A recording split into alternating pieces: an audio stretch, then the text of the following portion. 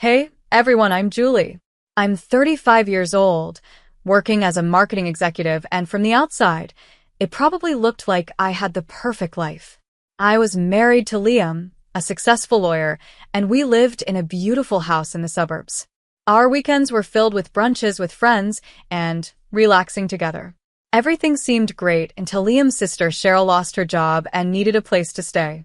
I wasn't thrilled about the idea, but I thought, family is family, right?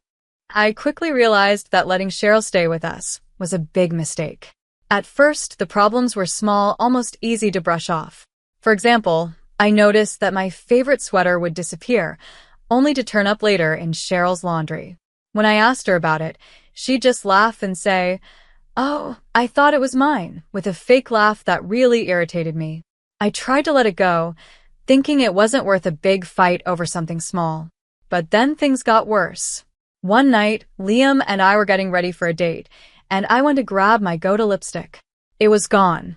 I stormed into Cheryl's room, and sure enough, there she was, wearing my lipstick. I couldn't believe it. "What the hell, Cheryl?" I snapped, furious that she had taken something of mine without asking. Instead of apologizing, she had the nerve to act offended and said, "Calm down, Julie. It's just lipstick. We're sisters now, remember?" I turned to Liam, hoping for support, but he just sighed and said, "Babe, don't make a big deal out of nothing. Cheryl's going through a tough time." That's when I started feeling like something was really off. Liam wasn't seeing what I was seeing, and it made me feel alone in my own home. But the situation only got worse from there. A little while later, I started noticing that money was disappearing from the house. At first, it was small amounts, $40 here, $70 there. I brought it up to Liam, thinking he would take it seriously. Instead, he barely looked up from his phone and said, "Maybe you just forgot you spent it or miscounted." I couldn't believe it. My own husband was acting like I was imagining things, like I couldn't trust my own memory. The final straw came when I went to my desk drawer to check my emergency stash of money. I had $1,000 in there, but now it was gone. I knew Cheryl had to be the one who took it. I confronted her in the kitchen and asked, "Have you been taking money from my desk?" She looked at me like I had just accused her of the worst crime in the world. "Are you seriously accusing me of stealing after everything your family has done for me?" she asked, as if she was the victim. Before I could even respond, Liam walked in and saw Cheryl crying. She immediately turned to him and said, "Julie thinks I'm a thief. How could she say that?" And just like that, I became the bad guy. Liam put his arm around Cheryl and glared at me. "Jesus, Julie, what's wrong with you?" "Cheryl would never do that," he said, taking her side completely. That night, as I lay in bed next to a husband who now felt like a stranger, I knew I had to do something. No one believed me, not Liam, not Cheryl, so I realized I had to take matters into my own hands. If no one else was going to help me, I needed to get proof. Little did I know that what I would uncover next would turn my entire life upside down in ways I never could have imagined. So, stay tuned, because this story is far from over. What happened next changed everything. I was tired of feeling like I was losing control in my own home. I couldn't take it anymore. It was time to catch Cheryl in the act and put an end to the mess she was causing. I knew I had to do something smart, so I went to an office supply store and bought some invisible ink. My plan was simple but clever. Once I got home, I marked some $40 and $70 bills with the invisible ink. You couldn't see it with your eyes, but under a UV light, the ink would glow, showing who had taken the money.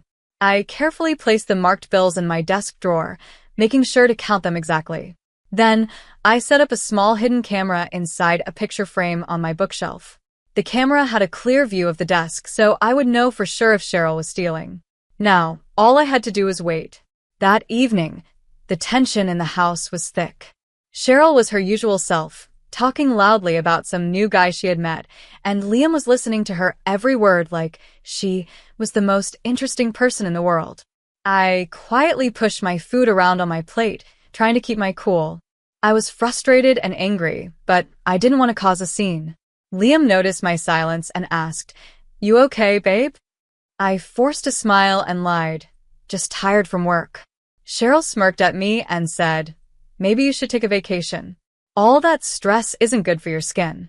Her comment made me want to scream, but I bit my tongue, holding back my anger. The next few days felt like they dragged on forever. Every time I came home, I rushed to check the camera and count the money in the drawer. For the first few days, nothing happened, and I started to wonder if maybe Cheryl was being more careful. But on day 5, I finally got what I was waiting for. I watched the footage with my heart pounding. There she was, Cheryl, rummaging through my desk drawer like she owned the place. She boldly took 4 $50 bills and even had the nerve to fix her hair in my mirror before leaving the room. I was shaking with anger, but I knew I had to stay calm and handle this smartly. Later that day, I found Cheryl in the kitchen. "Hey, can we talk?" I asked, keeping my voice steady. She turned to me with an innocent smile and said, "Sure, what's up?" I looked her straight in the eye and said, "I know you've been taking money from my desk." Her expression changed quickly. First, her eyes widened in surprise, but then they narrowed as she tried to cover it up. "Excuse me? Are you accusing me of something?" she asked, acting shocked. I didn't let her play her games. "Cut the act, Cheryl.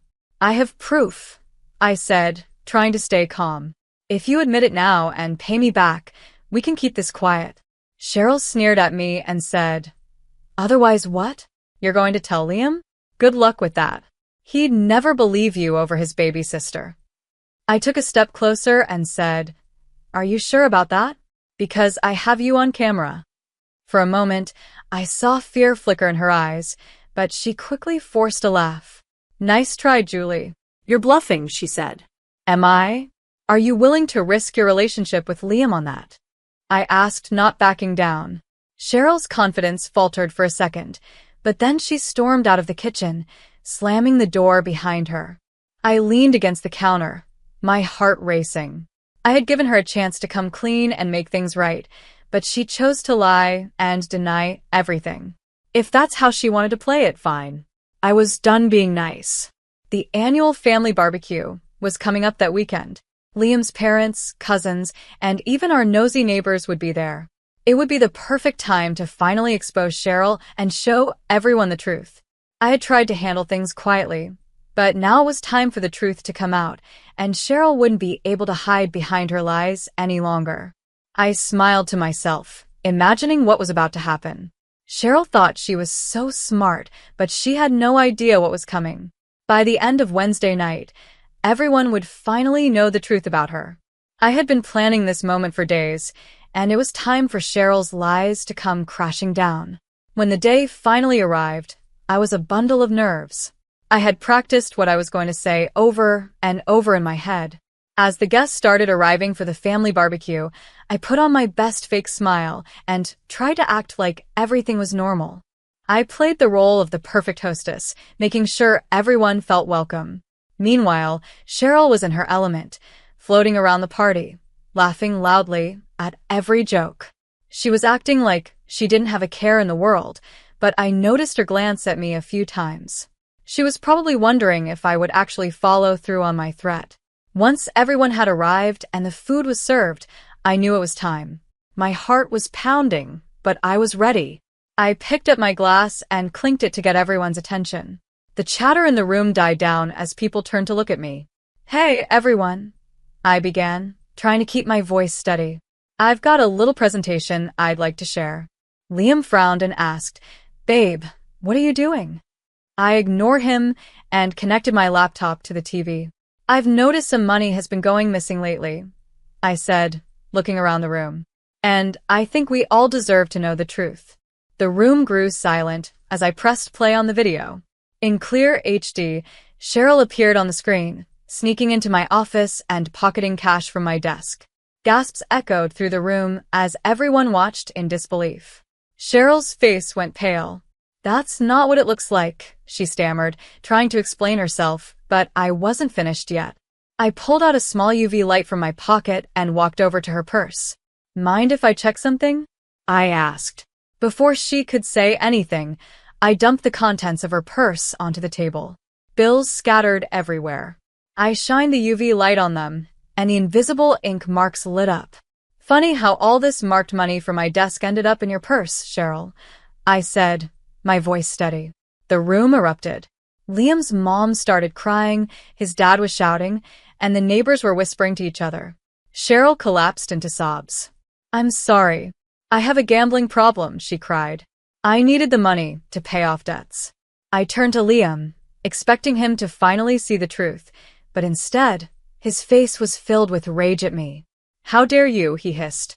"You set up my sister and humiliated her in front of everyone." I stood there, stunned. "Are you serious? She's been stealing from us for months," I said, trying to make him see reason, but Liam's mind was made up. "Get out." "Now," he said coldly. "What? This is my house too," I protested, shocked by his reaction. "Not anymore. I want a divorce." "Pack your things and leave," he demanded. I looked around the room, hoping someone would stand up for me, but all I saw were blank, shocked faces. No one said a word. It felt like the ground had been pulled out from under me. Tears welled up in my eyes as I ran upstairs, grabbing a bag and stuffing it with clothes. My heart was broken, but I knew I had no choice but to leave. As I walked out the door, I glanced back one last time. My entire world had just fallen apart, but I knew deep down that I would come out stronger on the other side. Even though it felt like I had lost everything, I had finally stood up for myself, and that was the first step toward a new beginning. I could still hear Cheryl's dramatic sobs and Liam's soft, comforting voice as I left the house. "It's okay, sis. We'll get you help. Julie's gone now," he said, as if I was the problem.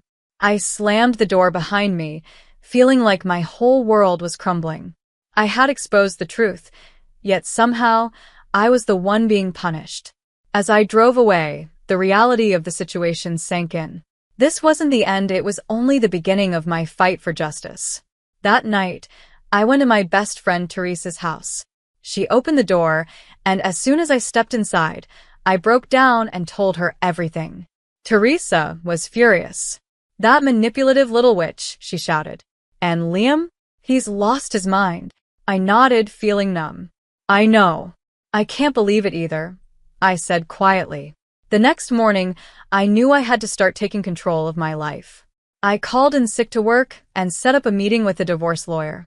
When I told her the whole story, she shook her head in disbelief. "We'll file for divorce on the grounds of emotional abuse," she said.